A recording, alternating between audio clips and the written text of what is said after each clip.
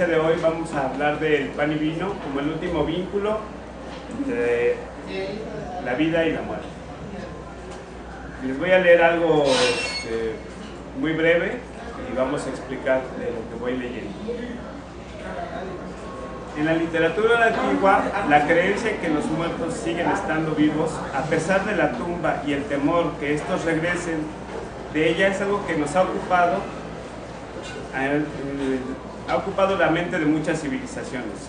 Una manera general de contenerlos, entendiéndose meterlos o dejarlos sin que salgan de sus tumbas, ha sido otorgando agua y comida, pan, vino, en modo de protección para que no regresen.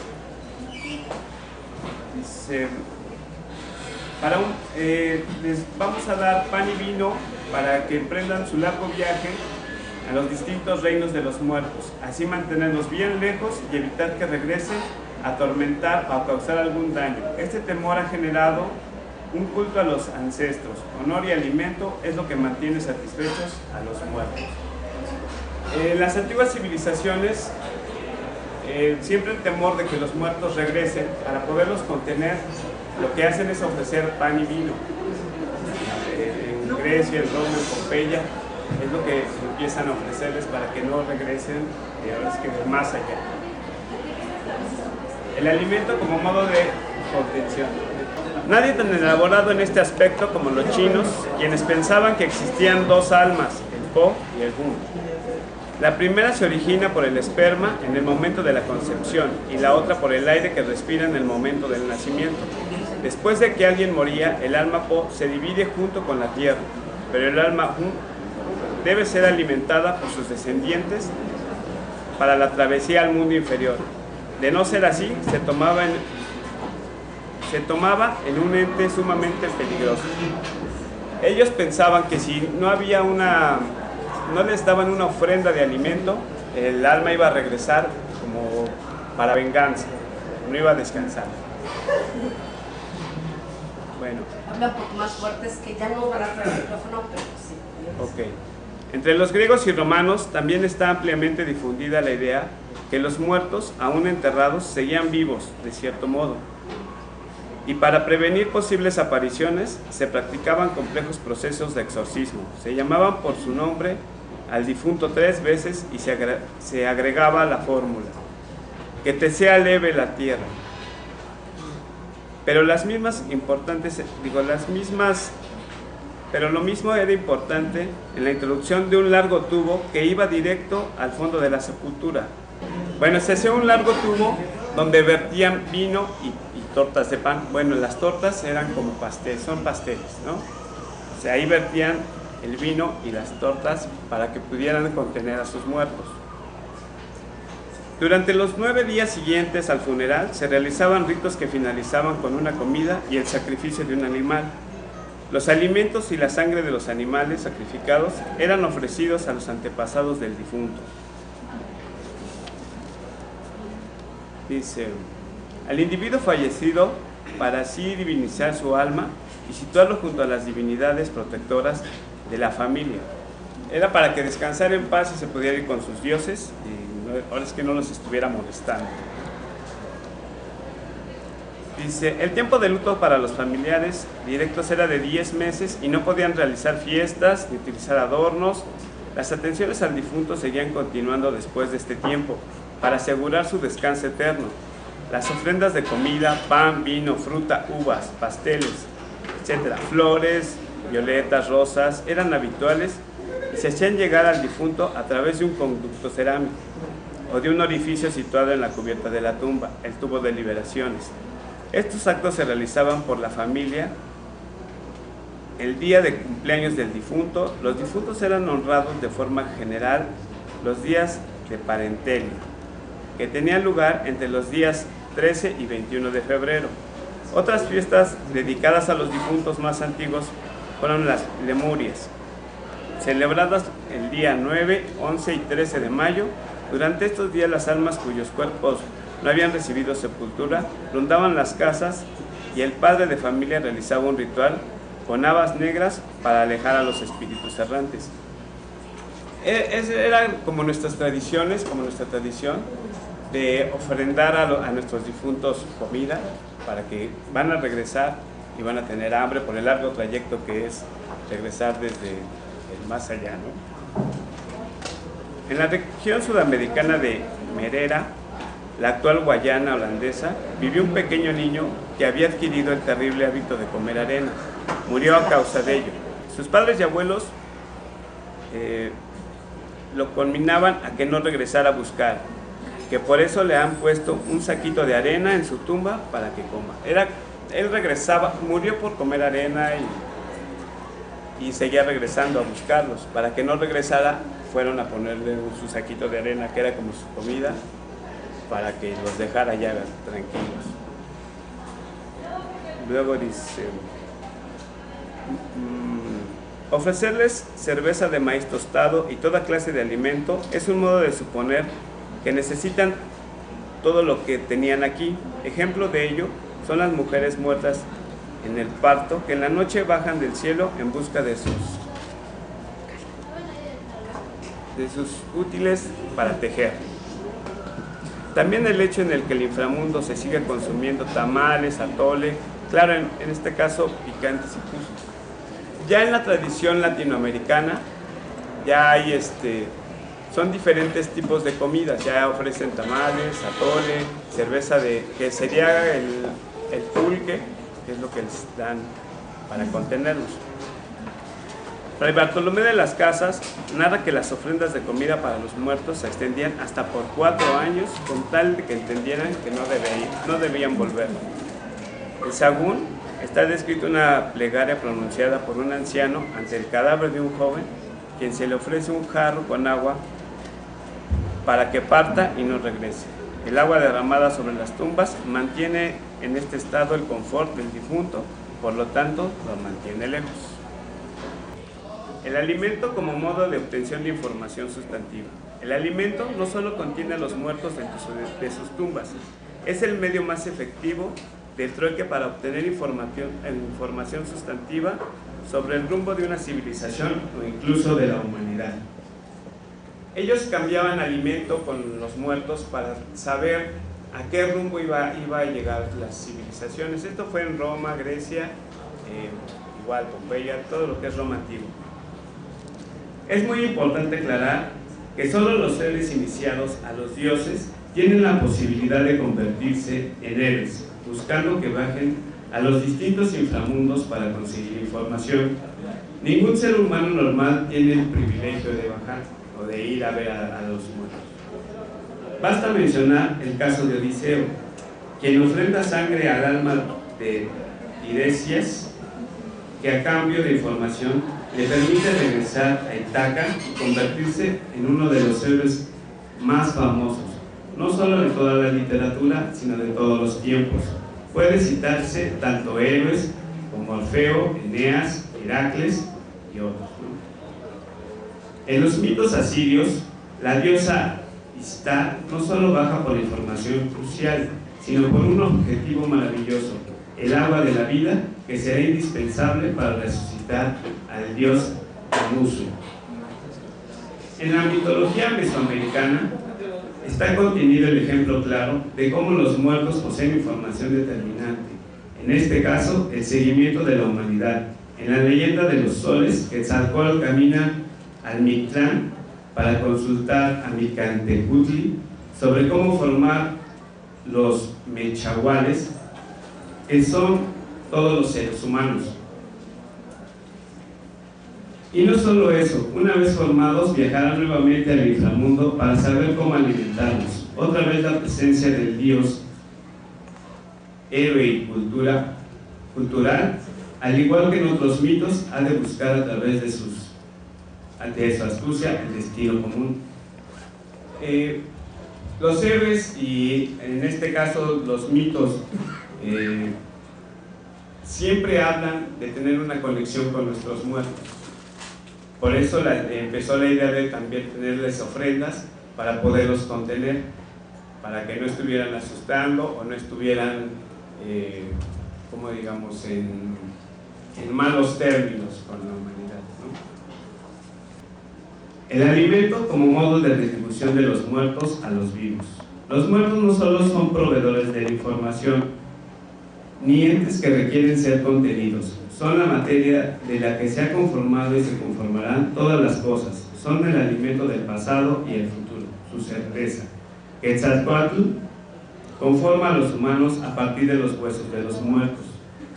Los lleva de Tamo-Anchan, en lugar del origen, donde son molidos en el metate por una diosa de la tierra, Quetzalcóatl Tezcatlipoca. Fecundan la masa que echan en un lebrillo con sangre que sacan de todas las partes del cuerpo. Los muertos son los responsables de la antropogénesis. Tezcatlipoca tiene un muñón sangriento en vez de pierna. Pacatli, símbolo de una tierra, tiene en el hocico el pie, que al ponerse en el sol lo arrancó la diosa de un mordisco. El pie muerto, hundido en el vientre de la tierra, en el inframundo surge una planta de maíz. Junto a ella se encuentra el tecapatl, cuchillo de pedernal, alusión hecha del grano de maíz. O sea, su pierna al final, la diosa de la tierra, de la fertilidad, se come su pierna y es la que hace crecer el maíz. O sea, es como un cambio. En el mito peruano de Cupacha, el mundo inferior en donde se establecen los guardados, los gérmenes de la vida, las semillas y las raíces de las plantas. A grandes rasgos, lo que hablamos aquí es que la comida es un elemento muy importante para los muertos, para las civilizaciones, muchas civilizaciones, para poderlos contener, para obtener información sobre sus culturas, sobre su futuro, cómo no solo los héroes pueden tener conexión con ellos, no cualquiera puede hablar con ellos. Eso es de lo que yo les vengo a platicar. El pan de muerto se genera ya cuando es la conquista. Nuestros antepasados ya les daban ofrendas a sus muertos para que pueda ser una conquista completa, ideológica. Crean el pan de muerto. Ya llegan aquí las tortas, que es el pan pastel, y crean un pan especialmente hecho para los muertos, para contenerlos. La forma del pan, la parte de hasta arriba, se simulan huesos, por eso se llama pan de muerto. ¿Alguna otra cosa?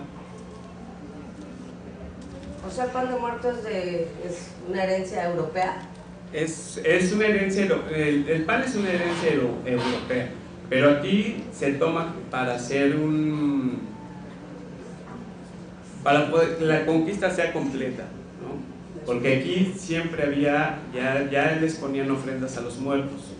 Entonces, para poder mezclar y que la conquista fuera total, crearon esta ofrenda del pan de muerto. Es donde se crea el pan de muerto aquí, bueno, en Latinoamérica. Quería preguntar. ¿Alguna duda, comentario? No sé si ¿no? ¿Por qué razón hicieron el pan de muerto? Cuando es la conquista, para poder simular las costumbres que ya existían, que era poner la ofrenda a los muertos, lo que hacen los españoles es combinarlas y crear el pan de muerto. Que te digo, la forma de la parte de arriba del pan simulan huesos, por eso se llama pan de muerto. Y es la ofrenda principal para los muertos. Es ¿cómo te diré? Como para poderlos convencer, que también era parte del cristianismo, ¿no? Tener ofrendas a sus muertos. Pues combinaron las dos creencias y crean el pan de muerto, lo que nosotros conocemos como el pan de muerto. Otra cuestión es que, bueno, es lo que yo alguna vez oí, precisamente en Puebla, porque de Puebla es mi familia y ahí hornean el pan, pero curiosamente no lo hacen de trigo, sino de maíz. Son pues más o menos como realmente debieron haber sido antes de la conquista de los españoles. Y esto de la superposición de los huesos es precisamente una inserción más simbólica de la cruz. Si ustedes se dan cuenta, siempre los huesos están a modo de cruz, precisamente para tratar de meter esta idea de la cristiandad, no solamente como los procesos que dice el chef, sino también los procesos de ideología, concretamente la cruz. Recuerden que derrumbaron todos los símbolos y montaron cruces y cruces y cruces y cruces, precisamente para la evangelización completa. Esto no fue posible, ustedes lo saben, han pasado siglos y siglos y siglos, y nosotros continuamos poniendo ofrendas, a pesar de que ya hubo inmersión clara del cristianismo. Aún así se mantienen muchísimas de las ideas. Los 7 niveles de las ofrendas, por ejemplo, están marcando precisamente los niveles del inframundo, y hay mucha iconografía en torno a estas ofrendas, ¿no? Y bueno, era lo que quería comentar. ¿Algo más que quieran comentar respecto al pan? Bueno, respecto a lo que quieran. Sí. 9 niveles de las Sí. ofrendas. Lo que pasa es que es una transformación. Los niveles del inframundo sí son 9, pero las ofrendas hay 7. De hecho, por una precisamente mezcla con la cultura española. Y el primer nivel, si tú te has fijado en las ofrendas, son los santos. O sea, es una completa transgresión a la idea original de Mesoamérica. No, gracias a ti. Entonces se mezcla la española con la mezcla, ¿no? Sí, exactamente. ¿Alguna otra pregunta? La iglesia en Chiapas, ¿no? Que si pregunta que si en Europa veneran también a los muertos con pan de muerto. Y sí, tienen un pan. No es igual que el de aquí, pero sí también tienen sus tortas. Ellos les llaman tortas. También es parte de su ofrenda. O sea, ellos también podrían ser en la misma época que nosotros ponen sus ofrendas, ¿o? No, son diferentes fechas. Nosotros tenemos la fecha, es el 1 y el 2.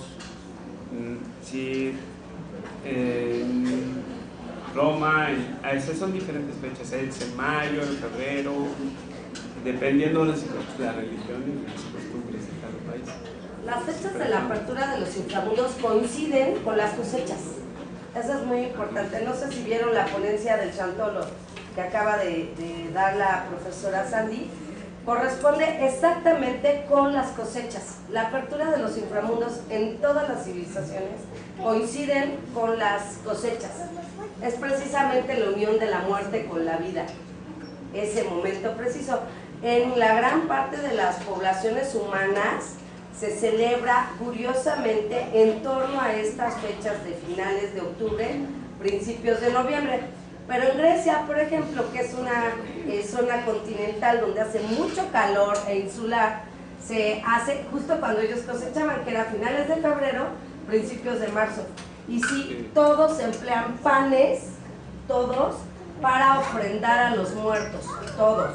Originalmente el pan representa la carne. Recuerden que en todas las civilizaciones había sacrificios en torno a estas fechas.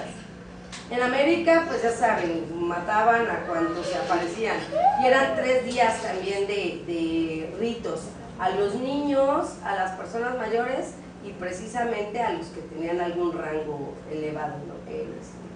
Pero realmente el pan es la consumación de los sacrificios, el consumo de la carne. Y es lo que pasa exactamente en el pueblo hebreo, ¿no? Es la representación de la hostia es realmente la carne de Cristo. El cuerpo de Cristo. Y el vino es la sangre. Esto viene desde la antigüedad clásica, tiene muchísimo efecto precisamente cuando llegan los europeos que quieren tapar a toda costa las religiones paganas, pero pues se encuentran con que tienen similitudes de ritos, ¿no? Y en Grecia también mataban muchísima gente, muchísima. En la Ilíada, por ejemplo, en el canto 23, que son los funerales de Patroclo, precisamente matan a 20 esclavos para ofrendarlos al alma del Patroclo, que finalmente se convierte en fantasma, o sea que no se ve de nada. O sea que sí hay correspondencia, varía según la fecha de las cosechas, pero sí es casi en todas. ¿Alguna pregunta que tengan más? Miren, sí, bueno, agradecemos mucho la presencia de Agradezco Chef mucho. Azael. Ahorita les vamos a dar un poco, es una muestra, una degustación, se llama Cogitum Paradoxum, que es un vino, es el vino que ellos daban como ofrenda. Sí, es que va el maestro solo. Ah. Después de, va a terminar.